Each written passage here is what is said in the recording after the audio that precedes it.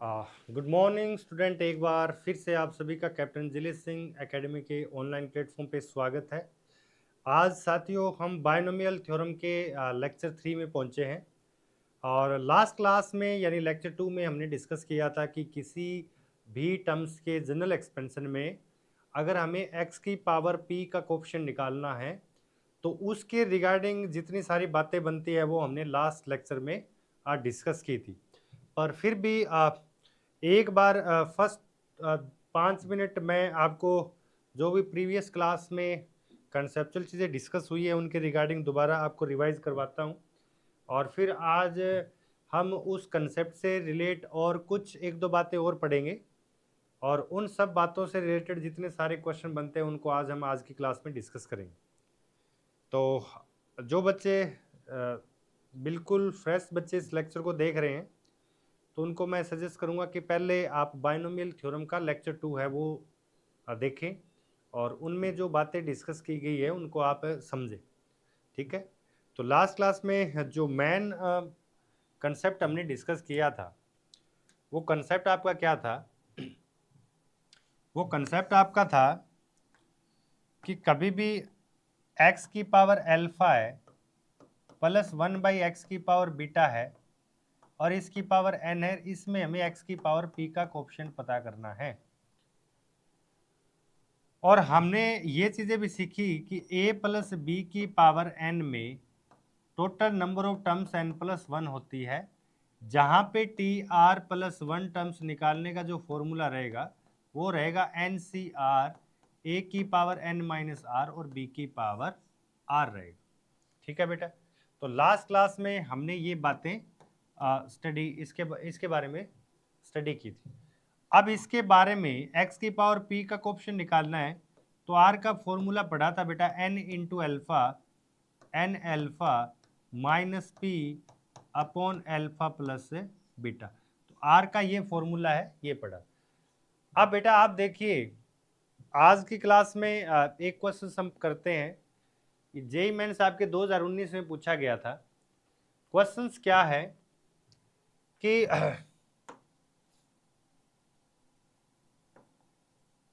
Questions क्या है देखिए आप, द कोफिशिएंट ऑफ x की power 18 in the product of this. अब बेटा अभी हम नहीं कर सकते इनको, पहले थोड़ा सा इसको सिंप्लीफाई करेंगे। ये 1 प्लस एक्स दिया है, यहाँ पे 1 माइनस एक्स में ले लेता हूँ और एक 1 माइनस एक्स की पावर 9 ले लिया। अब यहाँ पे क्या है बेटा 1 प्लस एक्स स्क्वायर की पावर 9। अब देखिए बेटा ये किसका होल स्क्वायर हो गया, ये हो गया 1 माइनस एक्स का होल स्क्वायर और इसको मैं एक साथ लिख सकता हूँ बेटा 1 minus x into 1 plus x square plus x की पावर 9। अब ये देखिए बेटा ये कहीं ना कहीं आपको फॉर्मूला अगर आप देखोगे तो ये फॉर्मूला हमने कहीं ना कहीं पढ़ा है, A minus B A square plus B square plus A B. ये किसका फॉर्मूला है बेटा? ये फॉर्मूला है आपका A cube minus B cube. तो 1 माइनस एक्स स्क्वायर, ये फॉर्मूला हो गया बेटा 1 माइनस एक्स क्यूब का, A cube minus B cube का फॉर्मूला होगा बेटा ये। तो ये आपका फॉर्मूला क्या हो गया? आप देखिए इनको मल्टीप्लाई करोगे तो ये देखो ए क्यूब आएगा plus A b square plus a square b minus B A square minus B cube minus a b square. ये देखो इससे कैंसिल आउट हो जाएंगे सारे, a cube minus B cube का फॉर्मूला है। तो ए की जगह 1 है और यहाँ पे क्या आ जाएगा एक्स क्यूब की पावर 9। अब बेटा देखिए आप 1 माइनस एक्स की पावर एक्स स्क्वायर है और यहाँ पे मैं लिख सकता हूँ x की पावर 0 1 अपॉन एक्स की पावर माइनस 3 की पावर 9। इसको मैं इस फॉर्म में लिखा जा सकता है। तो जेई मेंस में पूछा गया क्वेश्चन है बेटा, काफी कंसेप्चुअल क्वेश्चन से आप देखिए। अब कहीं ना कहीं हमने इसको एक सिंप्लीफाई फॉर्म में कन्वर्ट कर लिया है। तो अब बेटा हमें पता करना है x की पावर 18 का कोफिशिएंट। x की पावर 18 का कोफिशिएंट हमें पता है कि 1 माइनस एक्स स्क्वायर है वो हमेशा मल्टीपल में रहेगा। तो x की पावर 18 कब कब आएगा बेटा? एक तो इसके अंदर x की पावर 18 का कोफिशिएंट आए और वो 1 से मल्टीप्लाई हो जाए, एक इसमें x की पावर 16 का कोफिशिएंट आए वो एक्स स्क्वायर से मल्टीप्लाई हो जाए, राइट? और इसमें x की पावर -20 का फॉर्मूला, तो वो तो x की पावर आपका नहीं बनेगा, क्योंकि यहाँ पे 2 है, वो -20 मल्टीप्लाई होके आपका माइनस क्या बन जाएगा बेटा, वो आपका क्या बनेगा क्योंकि वो x की पावर -20 है, वो 2 से मल्टीप्लाई होके आपका क्या बनेगा, क्या बनेगा बेटा, x की पावर -18। तो x की पावर -18 का कोएफिशिएंट हमें पता नहीं करना।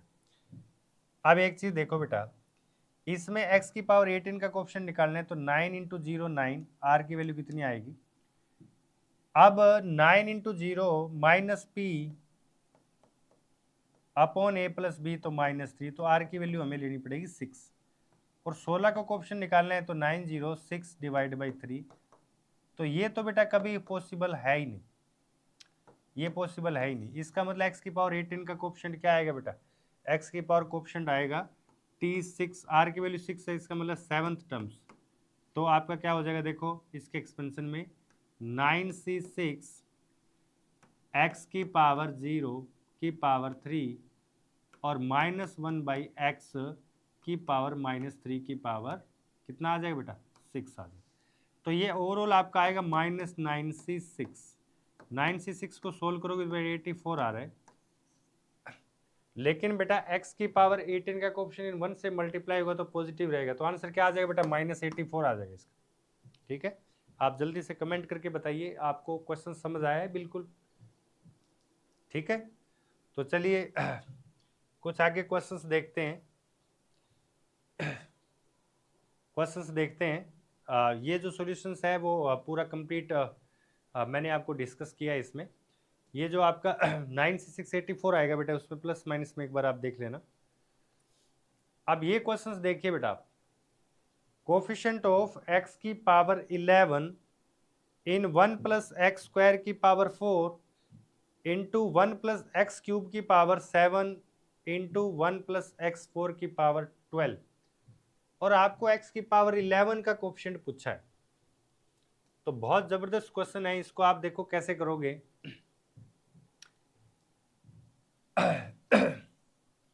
इसमें आप देखिए कि 1 + x² की पावर 4, ये आपका 1 + x3 की पावर 7, और ये है 1 + x की पावर 4 @ 12।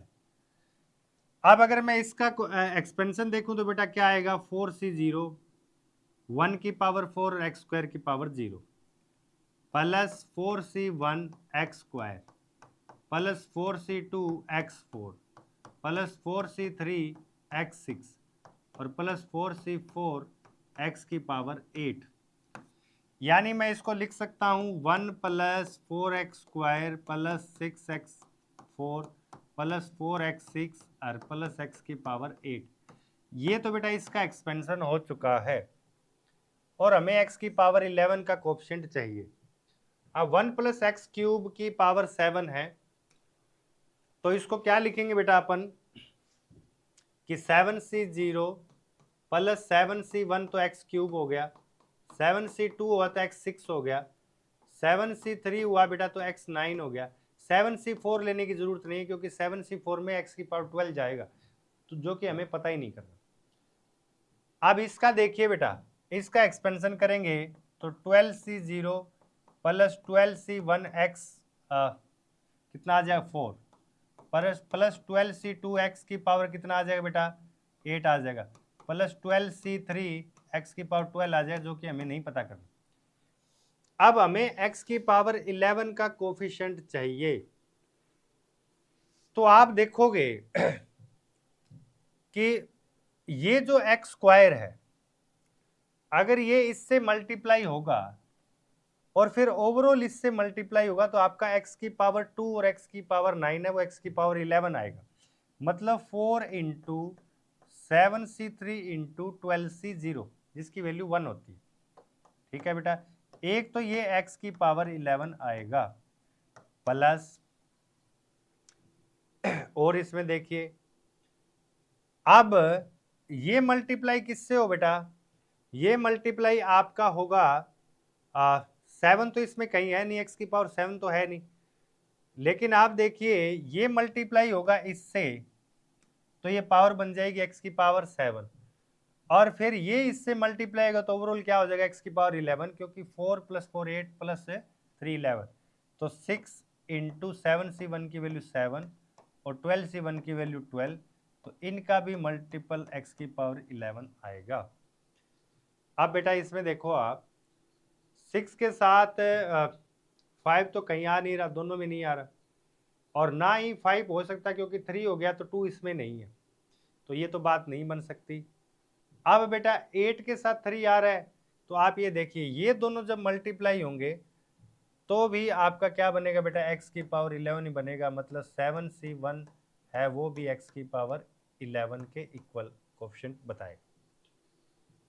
अब और इसमें कुछ बन सकता है बेटा, आप देखिए और इसमें कुछ बनेगा नहीं, तो एक बार इसको सोल्व करके देखें अपन, तो 7c3 की वैल्यू कितनी होगी बेटा, 7 × 6 × 5 और 6, तो ये तो 35 होगी, ये 35 हो गया बेटा, और इंटू क्या है x की पावर 11, वो हमें चाहिए नहीं।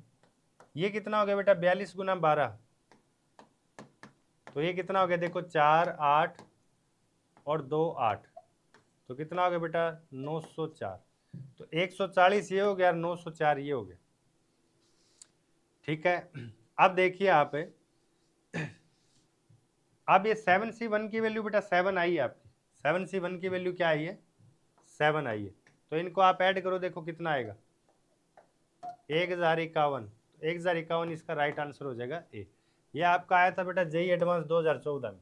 ठीक है, तो आप एक बार कमेंट करके बताइए कि आप क्या इस क्वेश्चन को अंडरस्टैंड कर पाए हो, प्लीज एक बार आप कमेंट करके जरूर बताएं।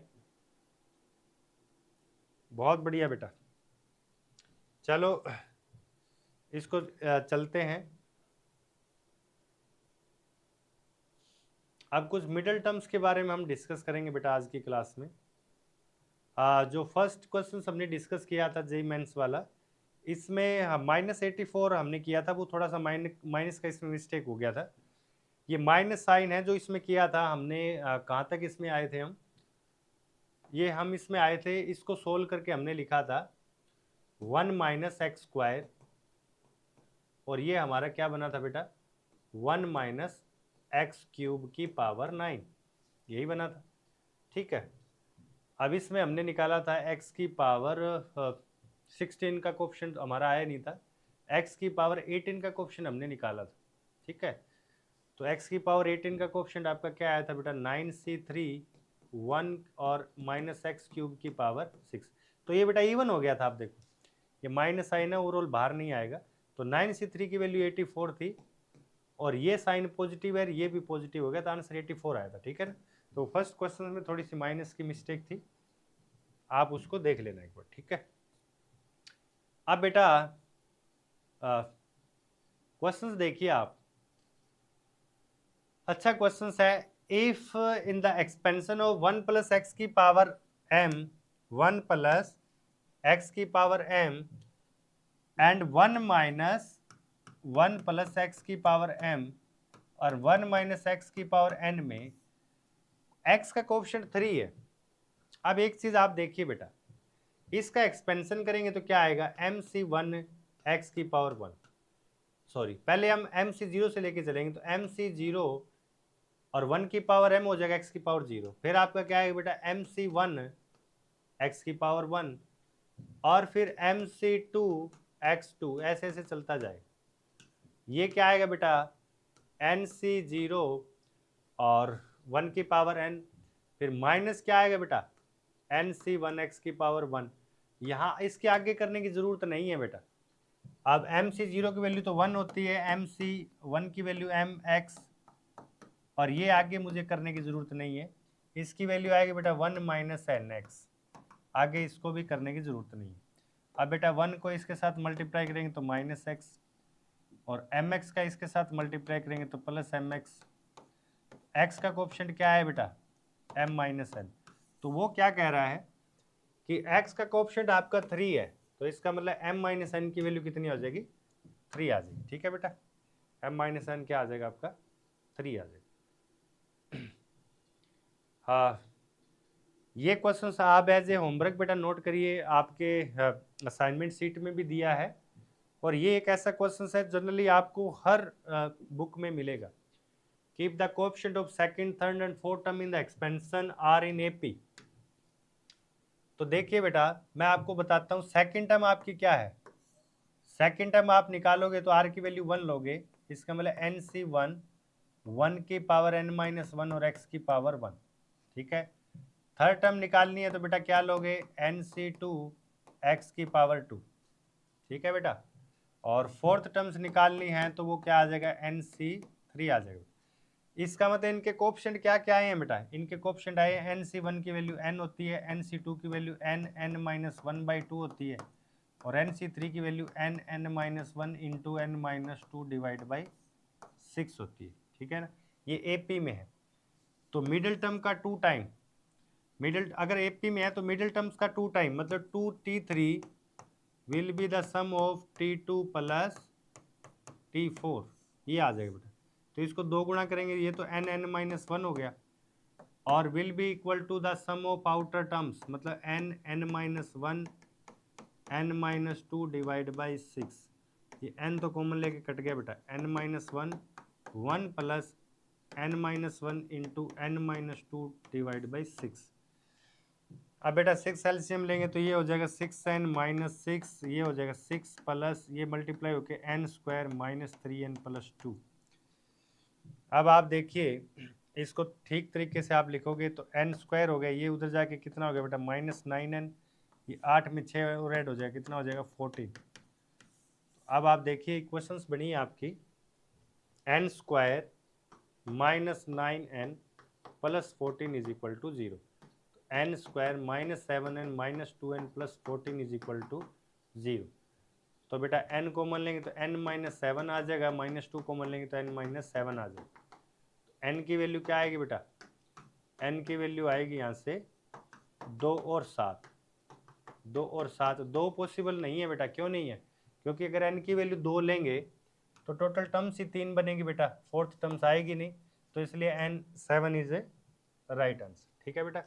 n आपका क्या आएगा 7 आएगा, ठीक है। तो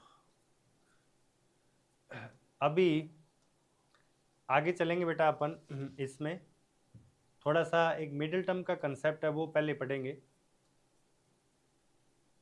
एक बीच में क्वेश्चन है, देखो अब एक क्वेश्चन और करते हैं, क्या कह रहा है, if the coefficient of middle term in the expansion. अब बेटा एक चीज आप देखिए, थोड़ा सा आप प्रैक्टिकली इन चीजों को समझें। ये जो मिडिल टर्म्स का कंसेप्ट है ये क्या कंसेप्ट है, कि जैसे अगर आपसे पूछा जाए कि अगर टोटल n की वैल्यू 5 है तो टोटल टर्म्स बनेगी 6।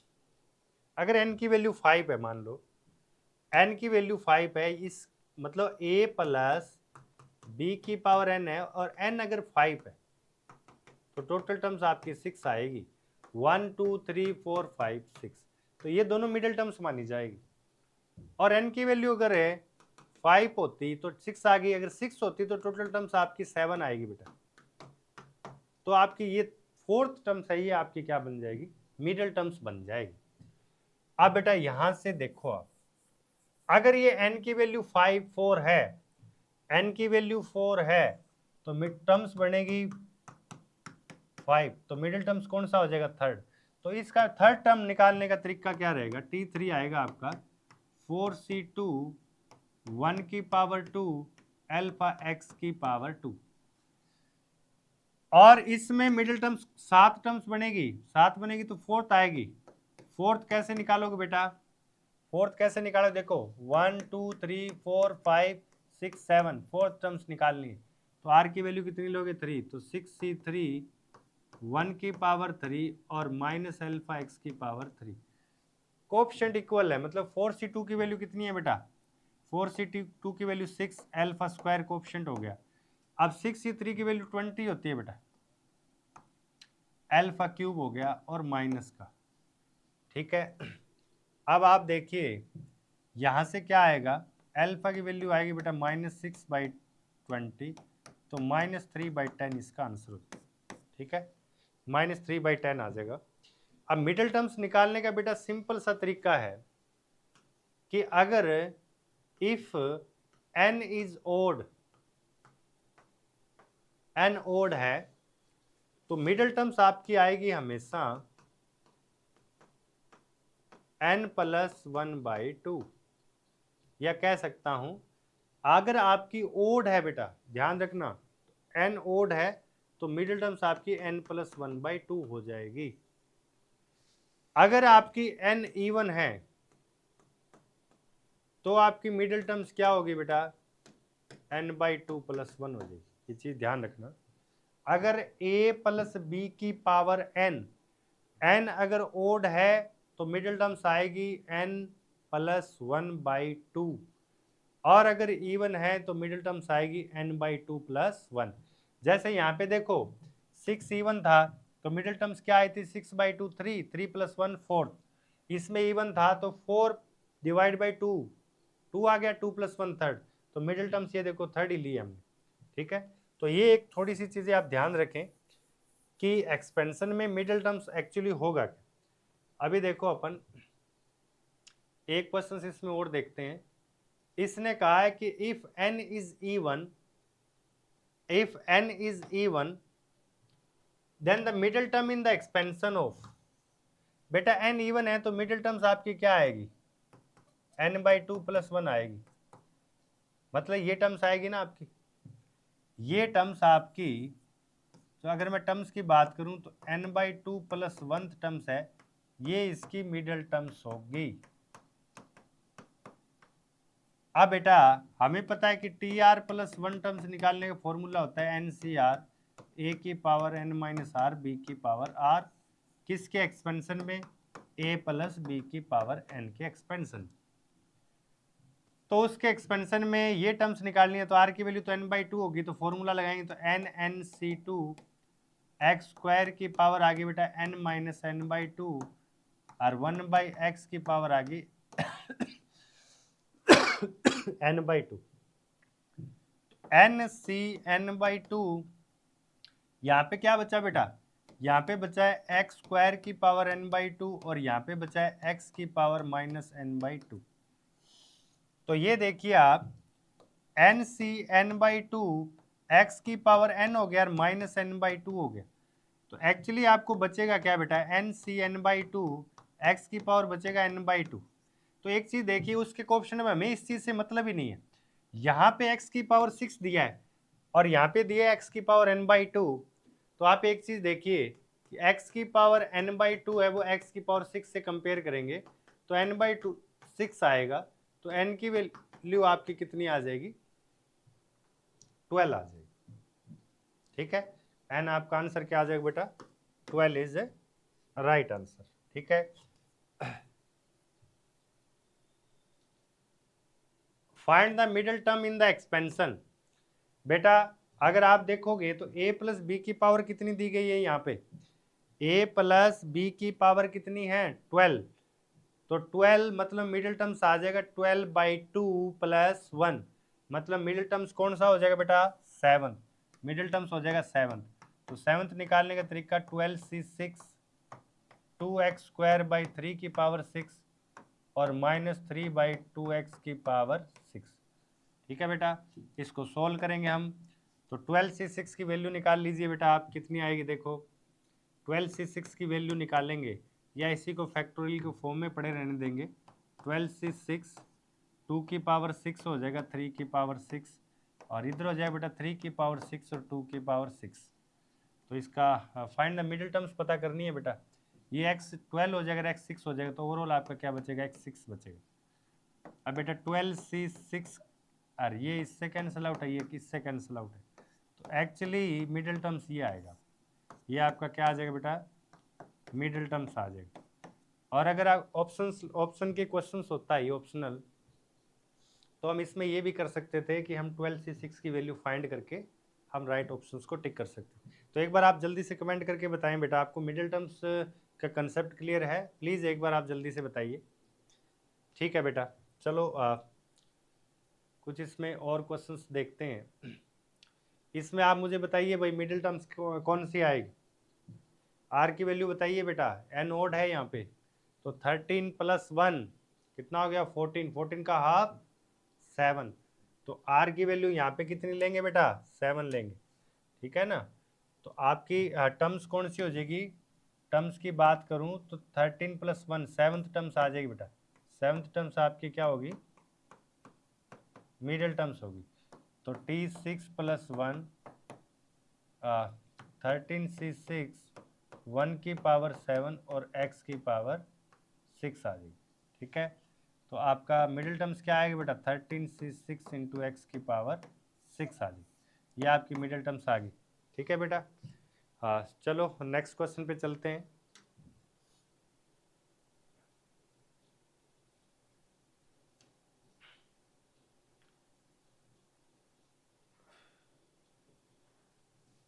Find the middle term in the expansion, बताइए बेटा n की वैल्यू 20 दी गई है, n की वैल्यू 20, तो मिडिल टर्म्स कौन सी हो जाएगी 20/2 10 प्लस 1 11th टर्म्स क्या हो जाएगी मिडल। तो r की वैल्यू जल्दी बताइए क्या लेके चलेंगे, r की वैल्यू लेके चलेंगे हम मिडिल टर्म्स की वैल्यू, देखो बेटा t की वैल्यू क्या आएगी 20/2 10 11, ये आपकी मिडिल टर्म्स होगी,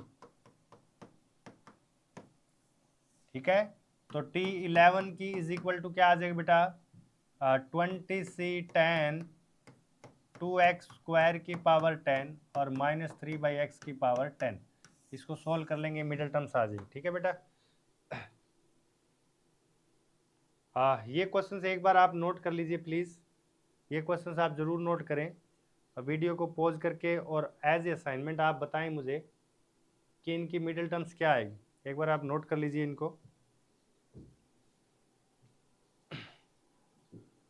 आप ज़रूर नोट करें और मुझे बताएं बेटा। आप 20 है तो मिडिल टर्म्स हो जाएगी 11, 6 है तो मिडिल टर्म्स हो जाएगी 4th, और यहाँ पे 13 है तो मिडिल टर्म्स कौन सी हो जाएगी 13 प्लस 1 14, 14 का हाफ 7th, 7th इसकी क्या हो जाएगी मिडल, और हम जस्ट बाइनोमियल को एक्सपेंड कर देंगे बेटा, ठीक है ना। अभी एक जेई मेंस का क्वेश्चन आपके लिए और है बेटा, if the third term in the binomial expansion is equal to this, third term कैसे निकालेंगे बेटा, थर्ड टर्म आप कैसे निकालोगे, देखो थर्ड टर्म निकालनी है तो r की वैल्यू 2 लेनी पड़ेगी बेटा, T3 is equal to 5C2 1 की पावर 3 और x log 2x की पावर 2।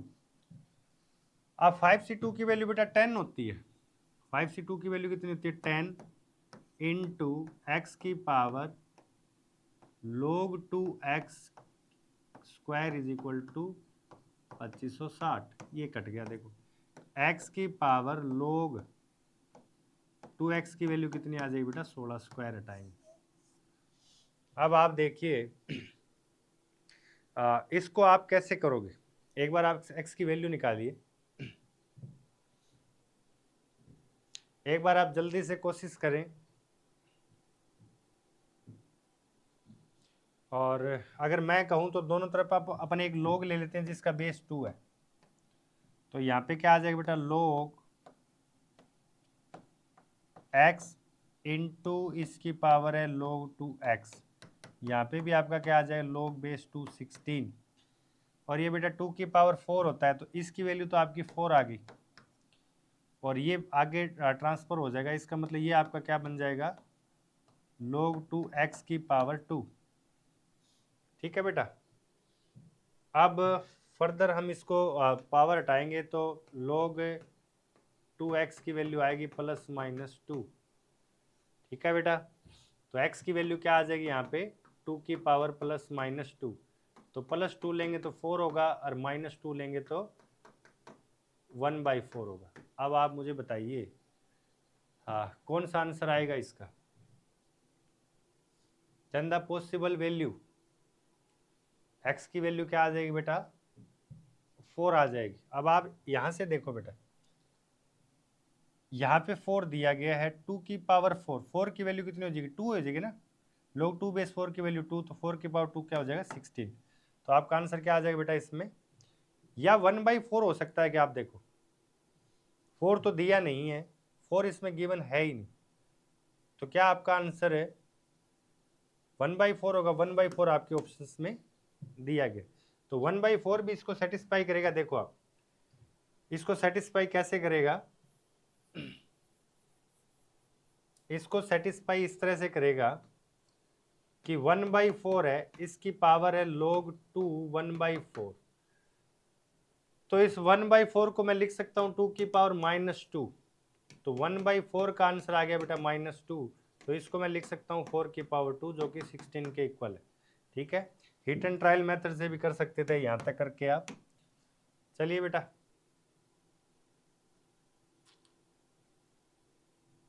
ये क्वेश्चन आप करें कंप्लीट। इसमें कह रखा है if 21th and 22 terms in the expansion are equal. ठीक है बेटा, तो 21th एंड 22 कैसे निकालेंगे? T21 आ जाएगी आपकी 44C20 और x की पावर आपका कितना आ गया बेटा 24। और 22th टर्म्स इसमें क्या हो जाएगी बेटा 44C21 और x की पावर 23। If the these terms are in expansion are equal, तो बेटा ये कह रहा है इक्वल है, तो हम देखो 14C20 x की पावर 24 और 14C21 माइनस आ जाएगा बाहर x की पावर 23। अब बेटा ये तो 23 से कैंसल आउट हो जाएगा, तो यहाँ पे क्या बचेगा x, तो 20C21 और 20C22। ये यहाँ से आप करिए बेटा इसको सोल्व और x की वैल्यू निकालिए जल्दी से।